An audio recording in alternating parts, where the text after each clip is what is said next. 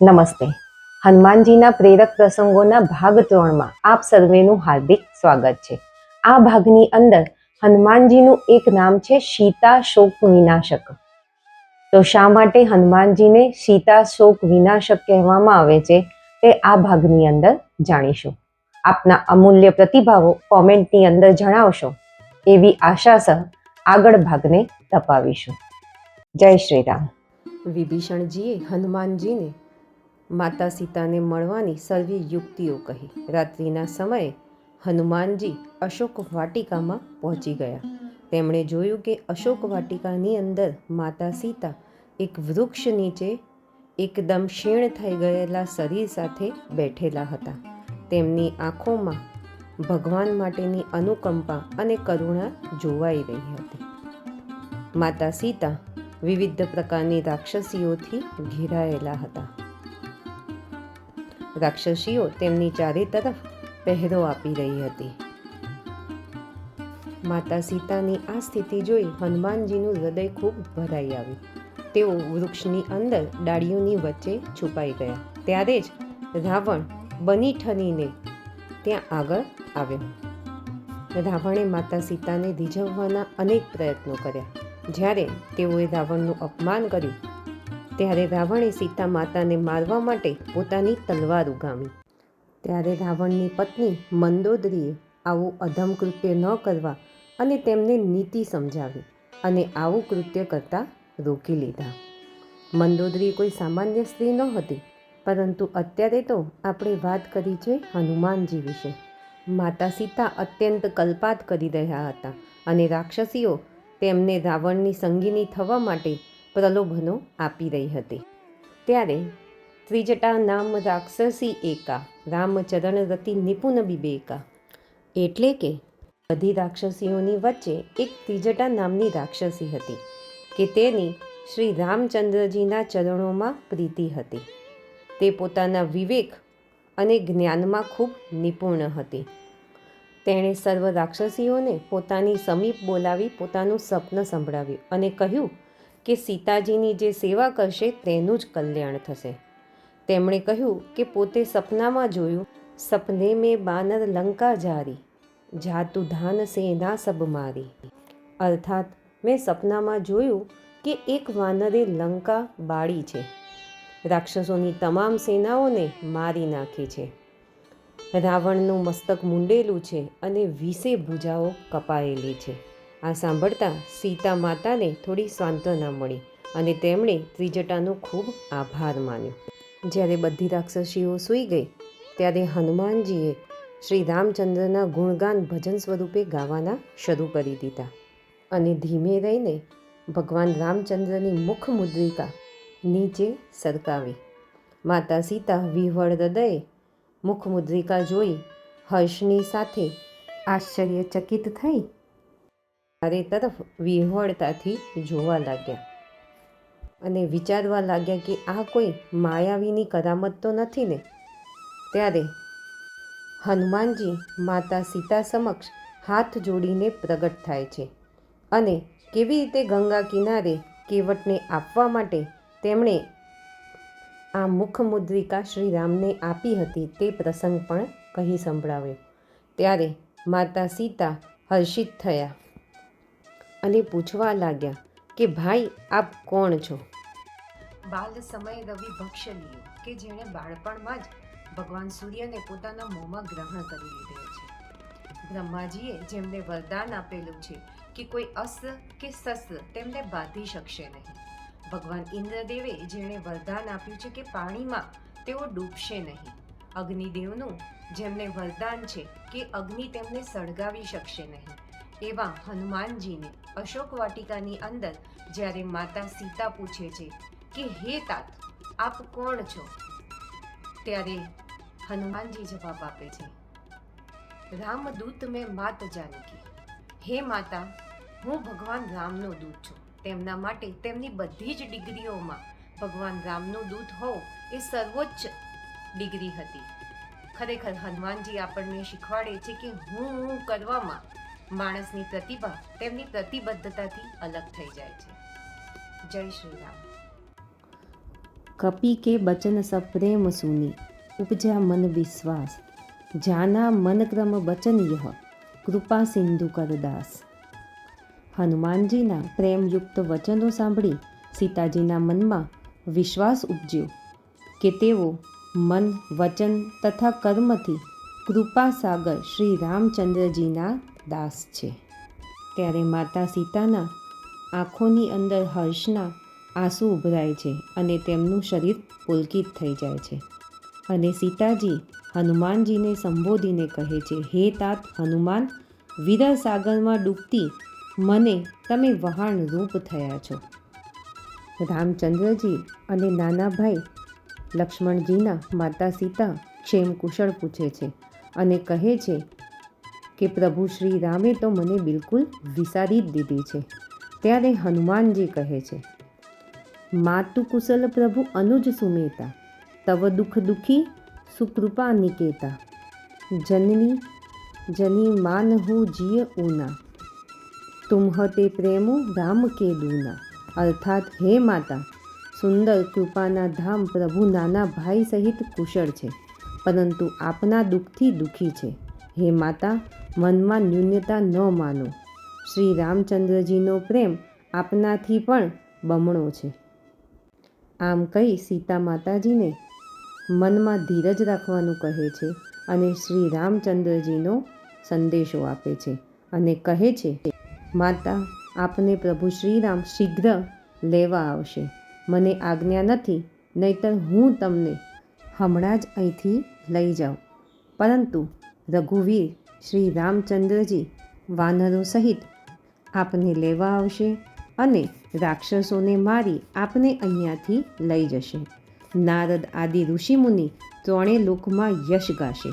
ત્યારે સીતા માતા હનુમાનજીને કહે છે કે હે પુત્ર, સર્વ વાનરો તમારા જેવડા નાના નાના હશે અને રાક્ષસો તો અતિ બળવાન યોદ્ધાઓ છે. માતાનો આવો સંદેહ જોઈ હનુમાનજીએ પોતાનું શરીર પ્રગટ કર્યું, જે સુમેરુ પર્વત જેવડું યુદ્ધમાં ભયંકર, અતિ બળવાન અને વીર હતું. આ જોઈને માતા સીતાના મનમાં વિશ્વાસ થયો, સીતાજીના મનમાં સંતોષ થયો અને શ્રી રામના પ્રિય જાણી હનુમાનજીને આશીષ દીધી કે હે તાત, તમે બળ તથા શીલના ભંડાર થાઓ. તમે વૃદ્ધાવસ્થાથી રહિત, અમર તથા ગુણોનો ભંડાર થાઓ. શ્રી રઘુનાથજીના તમારા ઉપર ઘણી જ કૃપા કરે. પ્રભુ કૃપા કરે એમ કાને પડતા જ હનુમાનજી પૂર્ણ પ્રેમમાં મગ્ન થઈ ગયા અને માતા સીતાના ચરણોમાં હનુમાનજીએ મસ્તક નમાવ્યું. ત્યારબાદ તેમણે કહ્યું કે હે માતા, સુંદર ફળોવાળા વૃક્ષો જોઈ મને ઘણી જ ભૂખ લાગી છે. ત્યારે સીતા માતાએ કહ્યું કે હે તાત, જાઓ, શ્રી રઘુનાથજીના ચરણોને હૃદયમાં ધારણ કરી મધુર ફળો ખાઓ. અને હનુમાનજી ફળો ખાવા માટે બગીચાની અંદર ગયા અને ટૂંક જ સમયની અંદર બધા વૃક્ષો ઉપરના ફળો ખાઈ ગયા અને અશોક વાટિકાના રક્ષક એવા બધા જ રાક્ષસોને તેમણે મારી નાખ્યા. ત્યારે એક રાક્ષસે રાવણના દરબારમાં જઈ સમાચાર આપ્યા કે હે નાથ, એક મોટો વાનર આવ્યો છે. તેણે અશોક વાટિકા ઉજ્જડ કરી છે, ફળ બધા વૃક્ષો ઉખેડી નાખ્યા અને રક્ષકોને મસળી મસળીને જમીન ઉપર પાડ્યા છે. આ સાંભળી રાવણે વિવિધ યોદ્ધાઓ સહિત પોતાના પુત્ર અક્ષય કુમારને આ વાનર સાથે લડવા માટે મોકલ્યા. પરંતુ ટૂંક જ સમયની અંદર હનુમાનજીએ અક્ષય કુમાર સહિત બધા જ રાક્ષસોને મસળી નાખ્યા, તો કેટલાકને પકડી પકડી ધૂળમાં રગદોળી નાખ્યા. કેટલાક બચી ગયા તો તે પોકાર કરવા લાગ્યા કે હે પ્રભુ, વાનર ઘણો જ બળવાન છે. ત્યારે મદમાં છકેલા રાવણે પોતાના બીજા પુત્ર મેઘનાથને હનુમાનજી સાથે લડવા માટે યુદ્ધમાં મોકલ્યો. ઇન્દ્રદેવને જીતનાર અતુલિત યોદ્ધા એવો મેઘનાથ જ્યારે હનુમાનજીના એક જ પ્રહારથી જ્યારે પૃથ્વી ઉપર પટકાય છે અને તેને મૂર્છા આવી જાય છે, ત્યારે તે હનુમાનજી ઉપર વિવિધ પ્રકારના અસ્ત્ર અને શસ્ત્રોથી પ્રહાર કરે છે. પરંતુ જોવે છે કે હનુમાનજી ઉપર કોઈ જ પ્રકારના અસ્ત્રની અસર થતી નથી. ત્યારે તે બ્રહ્માસ્ત્રનો ઉપયોગ કરે છે. બ્રહ્માજીએ તો હનુમાનજીને વરદાન આપ્યું હોય છે કે કોઈ પણ અસ્ત્રથી આપ બંધાશો નહીં.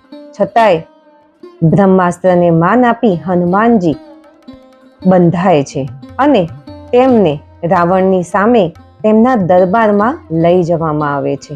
બધા વાનરને જોઈને અટ્ટહાસ્ય કરી રહ્યા હોય છે, પરંતુ હનુમાનજી જરાય વિચલિત થતા નથી.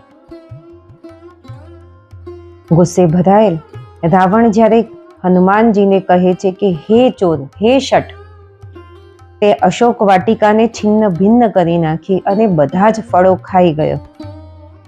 ત્યારે હનુમાનજી જવાબ આપે છે કે ઘણાએ જોજન દરિયો પાર કરીને આવ્યો હતો, માટે ભૂખ્યો હતો અને જીવ માત્રને ભોજનનો અધિકાર છે.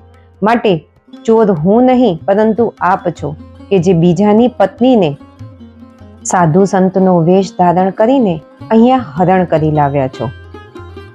ત્યારે રાવણ હનુમાનજીને તેમનો પરિચય પૂછે છે.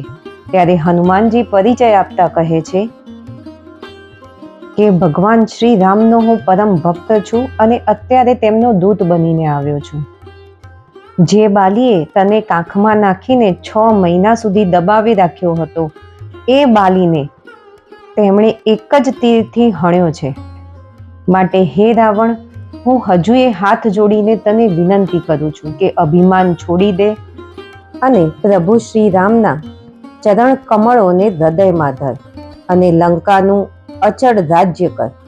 ઋષિ પુલસ્યનો યશ નિર્મળ ચંદ્રમા સમાન છે. તે ચંદ્રમામાં તું કલંકરૂપ ના થા અને પ્રભુ શ્રી રામની સામે દ્રોહ કરનાર વ્યક્તિને કોઈ બચાવી નહીં શકે. હનુમાનજીના વચન સાંભળીને રાવણ ખૂબ જ ગુસ્સે ભરાયો અને તેમણે કહ્યું, આ વાનરને મૃત્યુદંડ આપો. ત્યારે વિભીષણજી મસ્તક નમાવીને રાવણને કહે છે કે દૂતને મારવો જોઈએ નહીં, કારણ કે તે નીતિનું વિરુદ્ધ છે. માટે હે સ્વામી, બીજો કોઈ પણ દંડ આપો. ત્યારે રાવણ હસીને કહે છે, કપી કે મમતા પૂછ પર સબહી કહું સમજાય, તેલ બોરી પટ બાંધી પુની પાવક દેહુ લગાઈ. અર્થાત વાનરની મમતા પૂંછડા ઉપર હોય છે, માટે તેલમાં કપડું બોળી આને પૂંછડે બાંધી અગ્નિ લગાડી દો. બધા રાક્ષસો આની તૈયારી કરવા લાગ્યા, પરંતુ નગરમાં કપડાં કે ઘી તેલ રહ્યા નહીં. એ પ્રકારે હનુમાનજીએ પોતાની પૂંછડીને લાંબી કરવા લાગ્યા અને હનુમાનજીની પૂંછડીમાં આગ લગાડવામાં આવી. અગ્નિનો બળતો જોઈ હનુમાનજીએ પોતાની જાતને બ્રહ્માસ્ત્રથી મુક્ત કરી દીધા. હનુમાનજી છલાંગ મારી મહેલો ઉપર ચડ્યા અને પોતાના પૂંછડામાંથી અગ્નિની જ્વાળા નીકળવા લાગી. જાણે આકાશમાંથી અગ્નિની નદી વહેતી હોય અથવા લંકાને ગળી જવા કાળે જીભ પ્રસરાવી હોય તેવી પરિસ્થિતિનું નિર્માણ થઈ ગયું. અગ્નિને બુઝાવવાનો જેમ જેમ પ્રયત્ન થવા લાગ્યો તેમ તેમ અગ્નિ 4 ગણો વધવા લાગ્યો. આ પરિસ્થિતિ જોઈ ચતુર મંત્રી માલ્યવાન બોલ્યો, આ અગ્નિ નથી, ઈશ્વરની વક્રતા છે, તેમજ સીતાજીના શ્વાસનો પવન અથવા શ્રી રામચંદ્રજીનો કોપ છે. ત્યારબાદ હનુમાનજી સમુદ્રની અંદર કૂદી પડ્યા અને પોતાના પૂંછડા ઉપરની આગ બુઝાવી દીધી. ત્યારબાદ નાનું રૂપ ધારણ કરી તે સીતાજી પાસે જાય છે અને હાથ જોડી ઊભા રહે છે અને કહે છે કે હે માતા, જેમ રઘુનાથજીએ મને ચિહ્ન આપ્યું હતું તેમ આપ કોઈ ચિહ્ન આપો. ત્યારે સીતાજી પોતાનું ચૂડામણી ઉતારી આપે છે અને હનુમાનજીને કહે છે કે આપના કારણે મારો શોક દૂર થયો છે અને મને આશા બંધાણી છે કે જો રામદૂત આ કરી શકે તો પ્રભુ શ્રી રામ તો મને ટૂંક જ સમયમાં અહીંયા આવીને લઈ જશે. આમ હનુમાનજી માતા સીતાના મનમાં રહેલા શોકને દૂર કરે છે અને માટે જ તેમને સીતા શોક વિનાશક તરીકે પણ ઓળખવામાં આવે છે. બોલો બજરંગ બલી હનુમાનજી કી જય. કોઈ પણ નવા કાર્યમાં જ્યારે આપણે જોડાઈએ છીએ ત્યારે સતત પ્રેરણાની જરૂર હોય છે. માટે હું પણ આ નવી દિશાની અંદર આગળ વધતી રહું તે માટે આપ સર્વેને પણ એક નમ્ર અપીલ છે કે વિડીયોને જિજ્ઞાસુ વ્યક્તિઓની અંદર શેર કરશો અને ચેનલને સબસ્ક્રાઈબ કરશો. અને વિડીયો જો આપણને સારો લાગ્યો હોય તો કમેન્ટની અંદર જય શ્રી રામ લખશો. આભાર સહ અસ્તુ.